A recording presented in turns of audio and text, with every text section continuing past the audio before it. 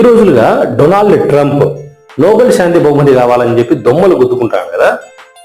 అసలు ఈ నోబెల్ శాంతి బహుమతి హిస్టరీ ఏంటి ఈ వీడియోలో తెలుసుకునే ప్రయత్నం చేద్దాం. ఆల్ఫ్రెడ్ నోబెల్ ఈ నోబెల్ బహుమతులందరికీ ఇతనే మూలకారకుడు. 1833లో స్వీడన్ లోని స్టాక్ హోమ్ లో జన్మించినటువంటి ఇతను చిన్నప్పటి నుంచే కెమిస్ట్రీ, ఆ ఇంజనీరింగ్ సైడ్ ఉన్నటువంటి ఇంట్రెస్ట్ తోటి ఆ విధంగా అడుగులు వేస్తూ 1867లో డైనమైట్ ను ప్రపంచానికి అందించాడు. తర్వాత కాలంలో ఆ డైనమైట్ మైనింగ్ రంగంలో ఏ స్థాయిలో ఉపయోగపడింది అన్నది ప్రపంచం అందరికీ తెలుసు. కాకపోతే ఏదో ఉపయోగం ఎంతగా జరిగిందో ఆ డైనమైట్ వల్ల అపయోగం కూడా అదే స్థాయిలో జరిగింది. ప్రజల మీద దాడి చేయడానికి డైనమైట్లు పోను ఉపయోగించడం పెరిగిపోయింది. అంతా సాఫీగా జరుగుతున్న టైంలో 1888లో జరిగినట్టు సంఘటన ఆల్ఫ్రెడ్ నోబెల్ ను కలిచివేసింది.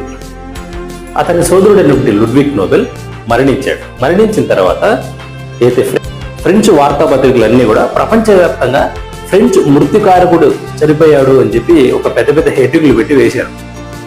ఈ వార్తలు చూసినటువంటి ఆల్ఫ్రెడ్ నోబెల్ ఒకవేళ నేను చనిపోతే ప్రపంచం నన్ను ఒక రాక్షసుడిగా గుర్తుపెట్టుకుంటుందేమో అని ఆలోచన చేసి 1895లో అతనుకు వీలునామా రాశాడు. ఆ వీలునామా సారాంశం ఏంటంటే, నేను సంపాదించిన డబ్బులన్నీ ఒక ఫండ్ కేటాయిస్తున్నాను. ఆ ఫండ్ నుంచి వచ్చిన ఇన్కమ్ ఏదైతే ఉంటుందో ఎవ్రీ ఇయర్ ప్రపంచంలో ఈ 5 రంగాలకు సంబంధించి విస్తృతంగా సేవలు అందించిన వారికి బహుమానంగా ఎవరి ఇయర్ ఇవ్వాలని చెప్పి ఒక వీలునామా రాశాడు. ఈ 5 రంగాలలో మనం గమనించినట్లయితే ఆర్థిక శాస్త్రం, భౌతిక శాస్త్రం, వైద్య శాస్త్రం, సాహిత్యము, అదేవిధంగా ప్రపంచ శాంతి, ఈ మొత్తం ఈ 5 కేటగిరీస్ మాత్రం ఆయన సూచించాడు.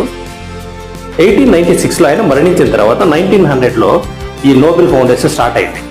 1901లో ఈ ఎక్స్రేని కనుక్కునేందుకు గాను మొట్టమొదటిసారిగా వి కార్నాట్ అనే ఆయనకు మొట్టమొదటి నోబెల్ బహుమతిని ప్రదానం చేశారు. ఇక ఇండియా విషయానికి వస్తే, ఇండియాలో ఇప్పటి వరకు 12 మంది నోబెల్ బహుమతిని అందుకున్న వారిలో ఉన్నారు.